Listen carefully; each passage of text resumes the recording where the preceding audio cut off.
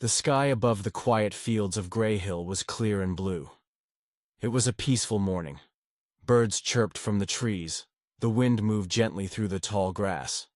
Farmers were already in their fields, and children were getting ready for school. Everything seemed normal, until the sky cracked open. A loud boom echoed across the valley. People looked up. A fiery object raced through the clouds, trailing smoke and sparks. It wasn't a plane. It wasn't a meteor. It was something else. The object shook the earth as it fell, crashing into the woods near the edge of the town. The sound was thunderous. Trees bent, windows rattled, dogs barked, and then there was silence. Jacob, a middle-aged farmer, had been repairing a fence when it happened.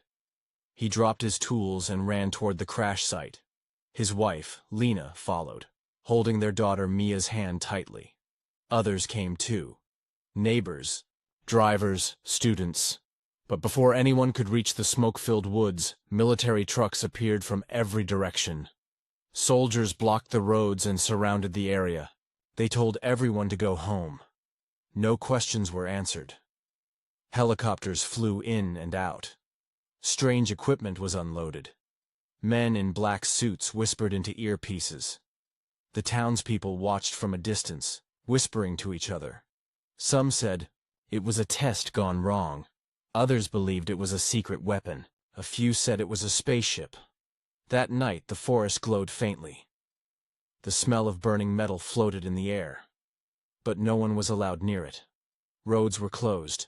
Signs warned of danger. Still, Jacob couldn't sleep. Something deep inside told him the truth wasn't what the officials were saying. At dawn, he returned to the woods before the soldiers could block it again. He knew a hidden trail through the trees. The smoke had lessened, but the scent of scorched earth remained. Ash covered the ground. Broken branches hung low, and then he saw it, a large metallic structure half buried in the soil. It was unlike anything he had ever seen. The object was smooth and silver. It pulsed with dim blue lights. One side had cracked open like a broken shell. Inside, it was dark. Cautiously, Jacob stepped closer. He heard a sound, a soft whimper. Then, from the shadows, something moved. It was a woman, or at least she looked like one. Her skin was pale with a faint shimmer. Her eyes were large and glowing. She wore strange clothing, thin and smooth, almost liquid in texture. She had a deep cut on her forehead and moved slowly, holding her side as if in pain. Jacob froze. She looked at him, her expression calm but exhausted. She tried to speak, but her voice was soft and strange. He couldn't understand the words. Still, something about her eyes made him feel she was not dangerous. She was scared and alone. He offered his hand. She looked at it, confused, then reached out and took it. Her fingers were cold, trembling slightly. Without thinking further, Jacob helped her up and guided her back through the forest. When they reached the farmhouse, Lena's eyes widened. She opened the door quickly and helped Jacob bring the injured woman inside. Mia watched from behind the kitchen table, clutching her toy bear. The glowing woman sat gently on a wooden chair, breathing hard, but not speaking. Lena cleaned the cut and wrapped it with a cloth. Jacob offered her water. She drank slowly, studying everything with curiosity. She pointed to herself and said a word softly. Elira. That night, they hid her in the old barn. They gave her blankets, water, and food. She ate carefully, unsure of the taste. Mia visited her and offered a drawing, a stick-figure family holding hands. Elira smiled, touched the paper, and kept it close. Days passed. Soldiers still searched the area, asking questions and knocking on doors. Jacob said nothing. Neither did Lena. They knew the world would fear her. They didn't know what she was. But they knew she was someone in need. Elira began to heal. She walked more easily, learned a few English words, and helped with simple, Tasks. She moved quietly, gracefully. She often stared at the sky, lost in thought. One evening, she sat with Jacob and Lena under the stars. She looked at the sky and spoke slowly. Home. Far. Danger. Her voice was soft. Then she added, They come. Jacob frowned. Who's coming? She looked down. My people. Lena reached for her hand. Will they hurt us? Elira hesitated. If they find me? Yes. The air grew heavy. They understood now. This wasn't just a visitor from the stars. This was something bigger, something dangerous, something that could change everything. Jacob looked at his wife. She nodded. They had already made their choice. We'll protect you, Jacob said. No matter what. Elira's eyes shimmered with something like tears. She whispered one word in return. Family. And far above Earth, in the black silence of space, warships began to move. The days that followed were quiet, but the air around the farm held tension. Elira remained hidden in the old barn behind Jacob's house. Each morning, she sat near the small window, watching the rising sun with silent wonder. She had never seen a sunrise like Earth's. On her world, the sky glowed in deep purples and green mist. Here, it was soft and golden. Lena brought her warm food each day. Elira still didn't eat much, but she was learning. She studied the meals closely before tasting. Bread fascinated her, its texture, smell, and how it felt warm in her hands. She often smiled after every bite, surprising Lena.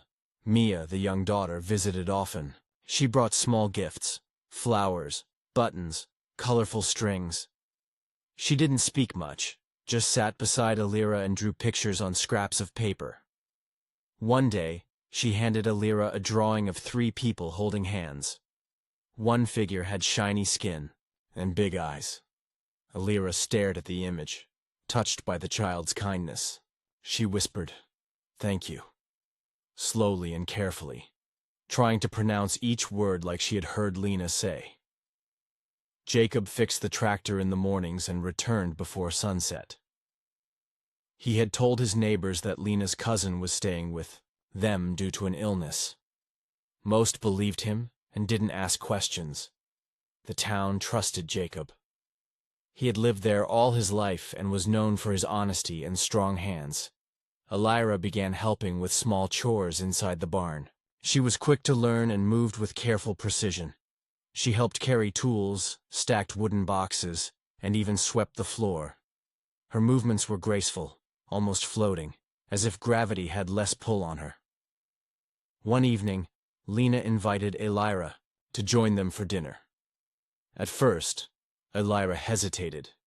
She looked at her reflection in a small mirror, unsure of how she appeared to human eyes, but Lena placed a hand on her shoulder and nodded. "You're part of this house now." They set a place for her at the table. The room felt warmer than usual. The soft glow of the old lamp lit their faces gently. Jacob served roasted vegetables and thick slices of bread. Mia laughed as she told a story about a bird that tried to steal her sandwich at school. Elira listened with quiet interest, her eyes moving from one family member to the next. She had never experienced this peaceful togetherness. On her home planet, meals were taken alone or in silence. Talking during food was considered rude. Here, it was the opposite. Laughter was welcome. Stories flowed like water. That night, after dinner, Elira stepped outside and stood beneath the stars. The sky above Earth was vast and filled with points of light. Her own world spun somewhere far beyond them. She missed it, but not as much as she thought she would. She whispered something in her native tongue, a word that meant thankful for, now. The next morning, Jacob showed her how to water the garden. The plants fascinated her. She touched the leaves gently, amazed by their softness. She had never seen so many shapes and colors in one place. On her planet, most food grew underground. Cold and bitter, earth plants reached for the sky, full of life. Later, Lena taught her how to sew a patch onto a shirt. Elira's fingers moved carefully. Her first few stitches were crooked, but she didn't give up. She kept trying until the thread followed, the fabric in a neat line. Lena smiled and said, "You learn fast." At night, Elira began sleeping more deeply. The first few nights, she woke often from strange dreams, images of her ship, the crash, and shadows chasing her. But lately, the dreams had faded. The sounds of the farm, the creaking barn door, the soft rustling of trees, felt safe. One day, a neighbor stopped by unexpectedly. He had come to return a borrowed tool. Jacob met him outside and chatted while Lena stayed near the barn, heart pounding. Elira stayed out of sight, crouched behind a stack of hay. After the man left, everyone let out a breath. It was a reminder. That danger still lingered. That night, as they gathered near the fireplace, Elira picked up a book Mia had left on the table. It was a children's picture book. She opened it slowly, turning each page with care. The drawings were simple: animals, colors, words. She pointed to a picture of a house and said, "Home." Jacob looked at her and nodded. "Yes, this is your home now." She smiled softly, repeating the word, "home." But even as comfort grew, Elira knew the peace wouldn't last forever. Somewhere above Earth, her people were watching. Somewhere out there, others were looking for her. And if they found her, they would not be kind. Still, she had chosen this place, not because it was perfect, but because it was real. She folded the drawing Mia had given her and tucked it safely into her coat. This was her family now, and she would protect them, no matter the cost. The calm days on the farm didn't last. One cloudy morning, strange aircrafts flew low across the sky. Their dark shapes moved slowly, scanning the ground. Birds scattered. Livestock became restless. The townspeople looked up, confused and nervous. By noon, soldiers returned to the roads. More of them this time. Vehicles with large wheels, men in armor, machines that hummed. Checkpoints were set up at every entrance to Grey Hill. Visitors were questioned. Some were turned away. No one was told the reason. In the town square, a tall officer spoke through a loudspeaker. He told the people they were looking for a missing foreign visitor. He said the individual could be dangerous and should not be approached. Flyers were handed out with a vague drawing that looked somewhat human, but not quite. It was clear they were searching for someone specific, someone different. Back at the farmhouse, Jacob watched the news on an old television.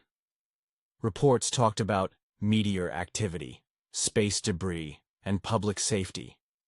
None mentioned the truth. He turned off the screen and looked at Elira. She sat quietly at the table, her hands folded. "They're here for you," he said. She nodded. "They will not stop. They will search every place."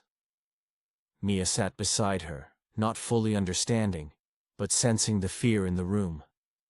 She held Elira's hand and said, "Stay with us." That night, Lena packed a bag for Elira. "If you must go," she whispered, "take food, water, and warm clothes." Elira looked at the bag, then at the small house. Her voice was soft. "I do not want to leave." Jacob walked outside and stared at the stars. "If you go now, they may not follow you here. You could draw them away." Elira stepped beside him. "If I leave, your family may still be punished. They do not forgive those who help their enemies." He didn't answer right away. The wind moved gently, carrying the sound of distant engines. Finally, he said, "Then we don't hide. We defend. The next day, strangers arrived at the edge of town. They wore long coats and carried strange devices. They didn't speak much, they only watched. One of them stood near Jacob's fence for almost an hour, saying nothing. Then he walked away. Lena visited the market and heard whispers. "The government is hiding something," one woman said. "They say someone here helped it. Whatever it is," another voice added. "They took Joe's cousin in for questioning. He never even saw anything."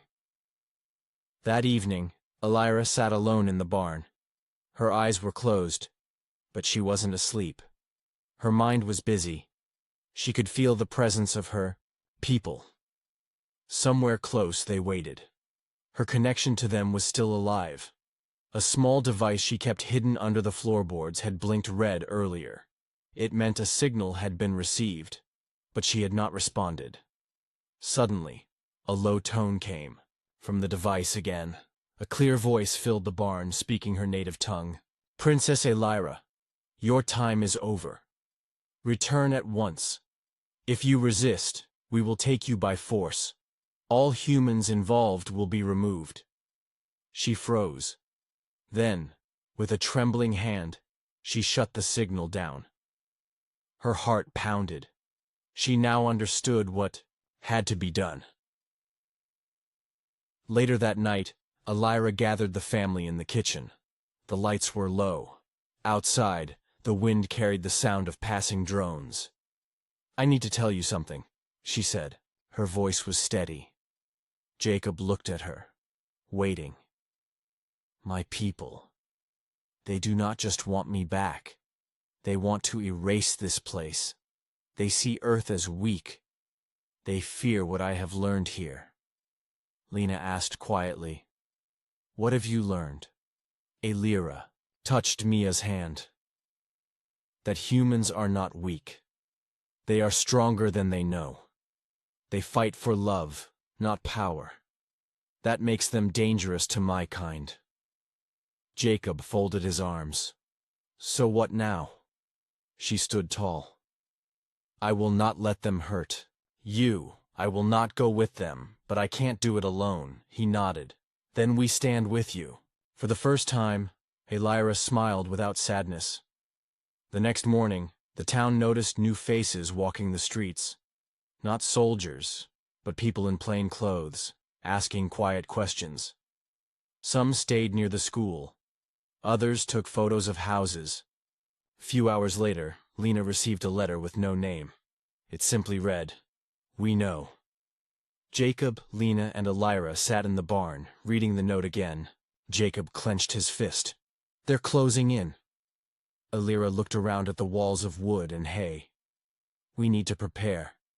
Jacob nodded slowly. "Then we'll begin tonight." As the sun dipped behind the hills, the family moved quickly. They cleared out supplies, sealed hidden spaces, and checked the emergency exit Elira had quietly built under the barn floor. It was narrow, but it led to the woods. They weren't running. They were getting ready. Far above, a fleet of silver ships hovered just beyond Earth's view, and they were watching. Night fell slowly over Grey Hill. The stars shimmered quietly above the small town. Inside the farmhouse, a new kind of energy filled the rooms. It wasn't fear. It was purpose. Jacob sat at the kitchen table, a large map spread out before him. Lines marked hidden roads and forest paths. Lena stood nearby, sorting through tools, wires, and batteries. She moved quickly, knowing time was running short. Elira sat with them, her face calm but focused. She had spent the last hour explaining what to expect. Her people were not coming in peace. Their methods were swift and final. Once they arrived, they would act without mercy. But she also believed something Earth had could fight back: hope.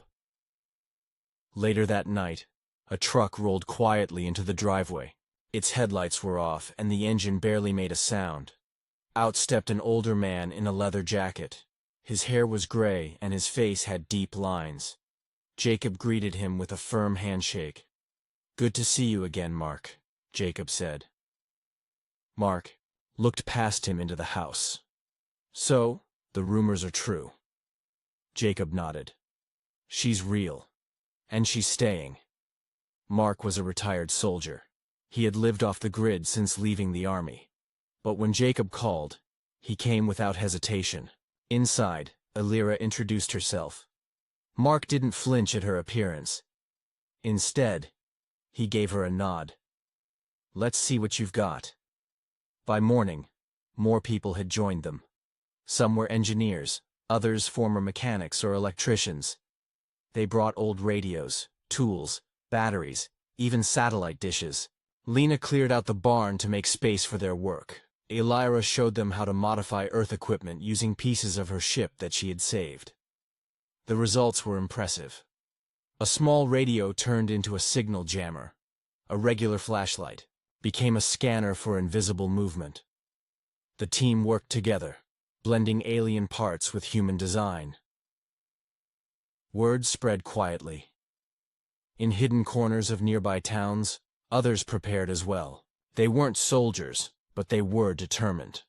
A farmer with a drone camera offered aerial views. A high school teacher brought blueprints of the town's underground tunnels. Even a quiet librarian showed up with encrypted books on communication, theory. Everyone had something to give.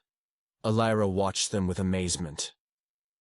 On her planet, problems were solved with cold planning. Here, ideas flowed from every direction. No one waited for permission. They acted with heart. One afternoon, Alira trained with Noah, Jacob's teenage son. They stood in a clearing behind the barn. She handed him a small silver cube. "This can deflect energy weapons," she explained, "but only once." Noah looked at it, turning it over in his hand. "So I only get one chance?" "Yes," she replied. "Use it wisely." They practiced moving through trees, using cover, and sending silent signals. Noah was fast, and he learned quickly. Alira could see the fire in his eyes, the same fire she had seen in soldiers back home. But there was something different here. His strength came from loyalty, not fear. Later, she sat alone, thinking about what she had become. Once, she had been royalty. Her life had been planned. Every decision, every step, had followed rules set by others. But now she had chosen something new. This Earth family, these brave strangers, had shown her a life built on connection, not control. That evening, a storm rolled in. Rain hit the roof, and thunder rumbled in the distance. Inside, the group gathered near the fireplace. Mark shared stories of old battles. Others added tales of survival and loss. When the room grew quiet, Alira stood. "I was taught to believe humans were weak," she said. "But now I know better. You are strong in ways my people don't understand. You build with your hands, speak with your hearts, and protect each other without orders." She paused, looking at each face. "They will come soon. But when they do, they won't find fear. They'll find unity." The group clapped softly. Mia reached up and hugged Alira around the waist. "We'll keep you safe," she whispered. Alira smiled gently, brushing Mia's hair behind her ear. "No," she said. "We'll keep each other safe." That night, while others rested, Alira stepped outside. The rain had stopped. The sky had cleared.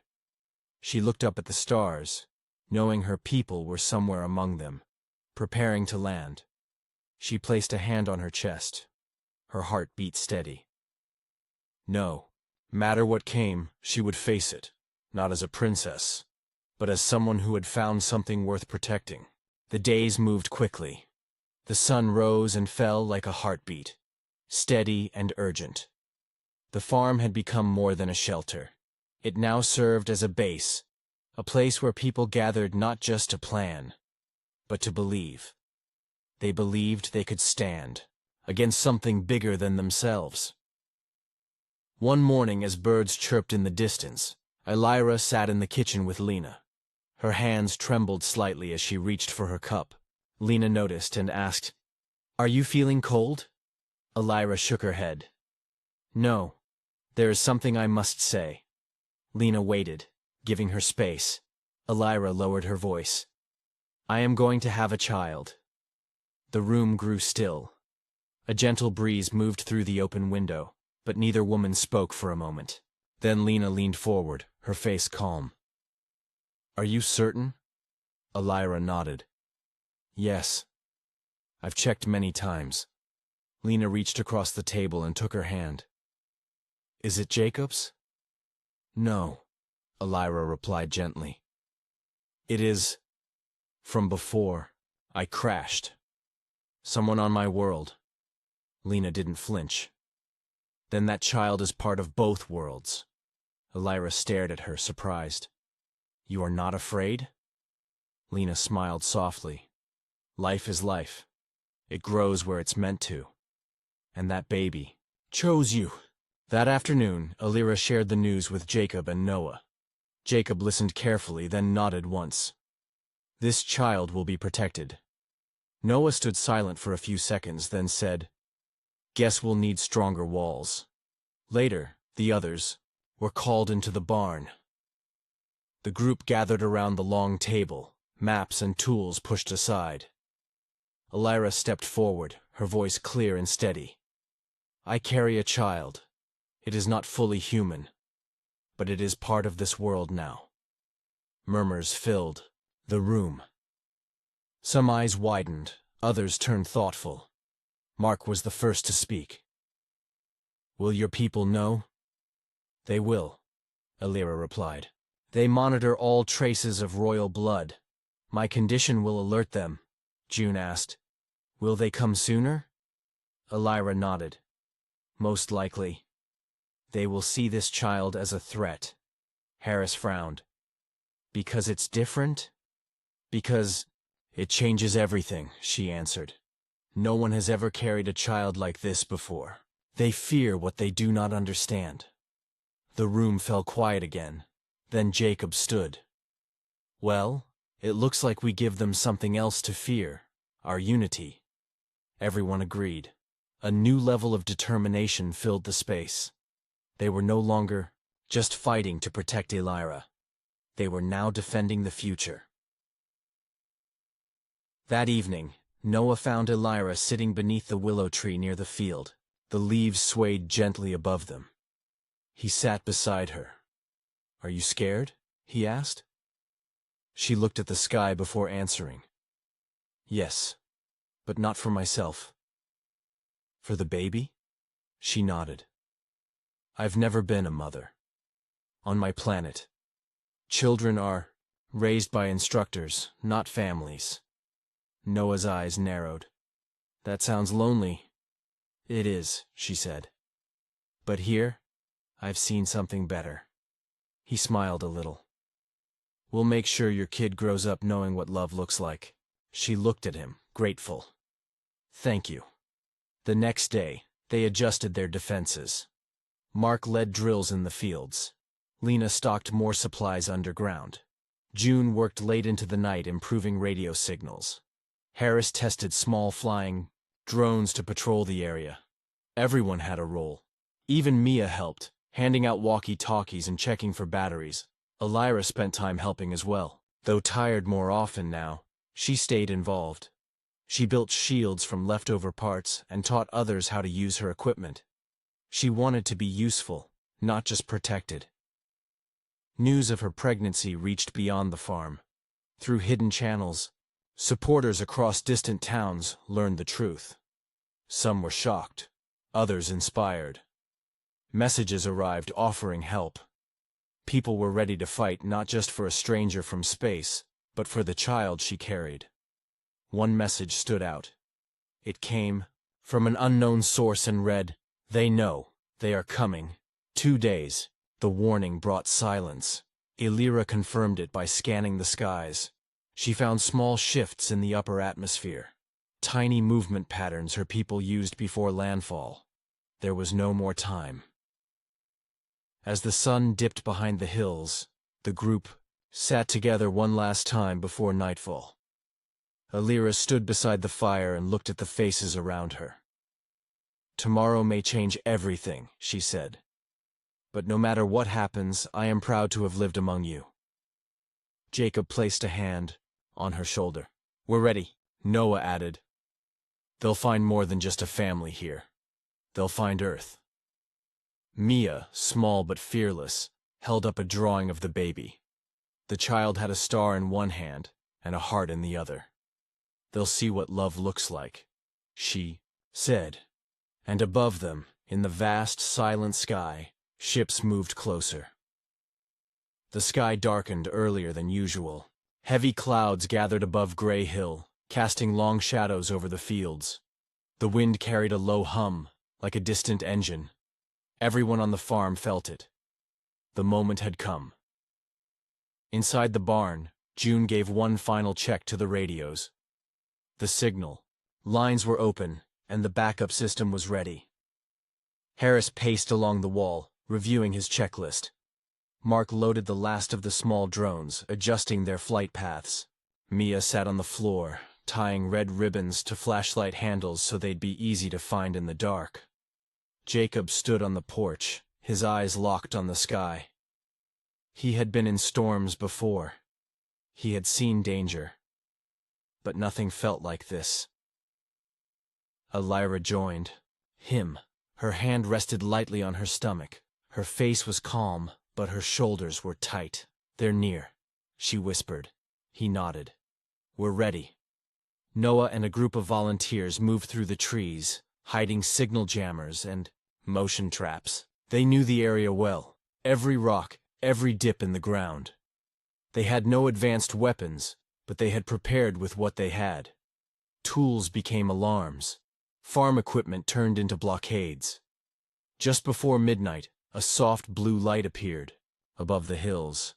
It shimmered like a star, but it moved too quickly, too smoothly. More lights followed. Dozens. Then came the sound. Deep, vibrating, unnatural. The ships broke through the clouds in silence. They hovered, large and still. Their surfaces gleamed like mirrors. Then, without warning, beams of light spread across the land, scanning every tree, house, and road. Alira stepped into the open yard and activated a small device on her wrist. A dome of energy spread from it, covering the farmhouse in a soft glow. The scans from above bounced off, unable to pass through. The alien soldiers landed quietly. Tall, armored, and glowing faintly, they moved with exact steps. Their helmets showed no faces. Their hands held weapons that shimmered with silent power. Mark gave the signal. The drones flew into the air and released small flares. The sky lit up for a second, breaking the night's hold. From the forest, loud sounds played. Recordings of human voices, animal calls, and crashing metal. It was all part of the distraction. The soldiers paused, confused by the noise. That was the plan. Jacob and Lena led a small group from the barn to the side field. They carried smoke bombs and flashlights wrapped in foil to confuse sensors. They weren't attacking. They were buying time. Noah stayed near the communication tower, guiding new arrivals to safe spots. He used short, sharp phrases through his radio. Every second mattered. Inside the cellar, Alira worked quickly. She was building a beacon, something that could send a message strong enough to reach her people's core council. If she could show what Earth truly was, maybe they would stop the assault. Suddenly, a loud boom shook the ground. One of the jammers had been destroyed. The soldiers had found it. "They're coming in from the east," Harris shouted into the radio. Alira looked up. "We need to move faster." June nodded and adjusted the signal boosters. Sparks flew from one of the boxes, but the core held steady. In the distance, two soldiers approached a small wooden shed. It looked empty, but inside were the youngest, volunteers, including Mia. Just as the soldiers reached the door, a trap triggered. A loud alarm went off, and a thick net shot from the ceiling, wrapping around their legs. They fell, tangled and confused. Mia peeked from her hiding spot and whispered, "It worked." More troops landed near the barn, but this time they were met with blinding lights and loud sirens. The confusion worked. Some soldiers fired into the air, unsure of where the threat was. Jacob climbed onto the roof of a nearby shed and used a mirror to reflect one of their beams. The light bounced straight into the eyes of an incoming soldier, throwing off his aim. It wasn't much, but it gave Lena time to lead 3 others to the tunnel entrance. In the cellar, Alira finished connecting the final wire. The beacon lit up, sending a strong, steady pulse into the sky. It carried her voice, her thoughts, and an image of Earth's people, standing, helping, fighting with heart. "See them," she said aloud. "See what I've seen." Above, the central ship paused. Its lights flickered. For a moment, everything went still. Then came a new sound.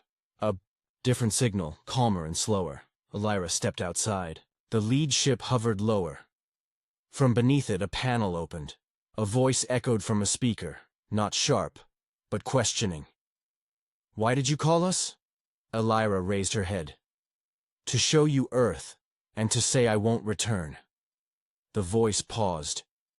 "You betrayed us." "No," she replied. "I found something better." All around her, humans stood ready, tired, dirty, but unbroken. "This is what strength looks like," Alira said. And for the first time, the ships began to rise, not to attack, but to listen. Morning light touched the fields of Greyhill gently. Dew glistened on leaves. Smoke from the night's fires had cleared. The sky was quiet. The ships had stopped moving. Alira stood on the farmhouse porch, her eyes on the horizon. Behind her, the people of the town gathered slowly, drawn by curiosity, hope, and the need to know what came next. The battle had ended without a final blow. No firestorms, no destruction. Just silence and waiting. After her broadcast, the alien ships had hovered in place.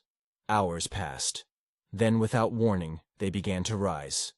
One by one, they disappeared into the clouds. Alira had remained outside, watching every movement. Her people had not surrendered, but they had not attacked again either. Something had shifted. Jacob stepped beside her, a warm mug in his hand. "They're gone," he said softly. "For now," she answered. Lena joined them with Mia in her arms. The girl was sleepy, her head resting on her mother's shoulder. "Is it over?" she asked, voice barely above a whisper. Alira looked at her gently. Not over, but changed. Inside the barn, the group gathered around the long table. Tools were set aside. Radios were turned off. No alarms sounded. Everyone waited for Alira to speak. She stood in front of them, her hands folded in front of her. Her face, once guarded, now held something new. Peace. "My people will watch," she said. "But they won't return immediately. They don't know how to face what they saw here. Earth was not what they expected." Mark, standing near the window, nodded. "They saw people fight back without weapons." "They saw connection," Alira replied. "That's something they've forgotten." Noah leaned forward. "What happens to you now?" She looked down for a moment, then raised her head. "I will stay. I've chosen this place, not because it's safe, but because it's real." There was no applause, only quiet agreement, a shared understanding. Later that day, small groups from nearby towns began arriving. They brought blankets, medicine, and news. The story had spread. People were talking about the alien who defended humans, about the town that stood against a fleet, about a child not yet born. Alira welcomed them one by one. She thanked them with words and gestures. Many had never seen someone like her before. They stared, wide-eyed, but none turned away. Children handed her flowers. Elders offered warm bread. A woman from a distant farm gave her a handmade necklace, shaped like a leaf. Jacob and Lena opened their home to all. Meals were shared under the open sky. The barn became a place for rest, not defense. Noah and Mia told stories of the night. They didn't mention fear. They spoke of teamwork, courage, and strange lights in the sky. At sunset, a meeting was held on the hill overlooking the fields. Elira stood before the crowd. Her voice carried clearly in the evening air. "I am no longer only a princess of my people," she said. "I am part of Earth now. This child I carry is a bridge. It belongs to both stars and soil." She paused. "If they return, they'll find a planet not ruled by fear, but held together by unity." The crowd listened in silence. Then, slowly, a ripple of nods moved through the group. No one needed grand speeches. The truth was already known. The next day, work began to rebuild what was damaged. Fences were repaired. The cellar was cleaned. Trees that had burned were trimmed and replanted. But the biggest change was not in the land. It was in the people. They were no longer just farmers, teachers, or tradesmen. They were defenders, survivors, and friends. They had faced the unknown and held their ground. Elira spent her mornings walking through the fields. She felt the soil beneath her feet and the sun on her skin. Each step reminded her that life here was strong. It bent, but did not break. In the evenings, she sat with Lena, talking about things yet to come. They planned a space in the house for the baby. Jacob built a cradle by hand, using wood from a tree that had stood beside the barn for years. One clear night, Elira sat with Noah near the edge of the hill. The stars above looked closer than ever. He asked, "Do you think your people will understand one day?" She took a moment before answering. "Maybe not all, but some will, and that will be enough." Below them, the town glowed with soft lights. Laughter drifted through the air. Children ran barefoot, chasing each other through the grass. Peace had returned, but it had not come freely. It had been earned through choice, sacrifice, and belief.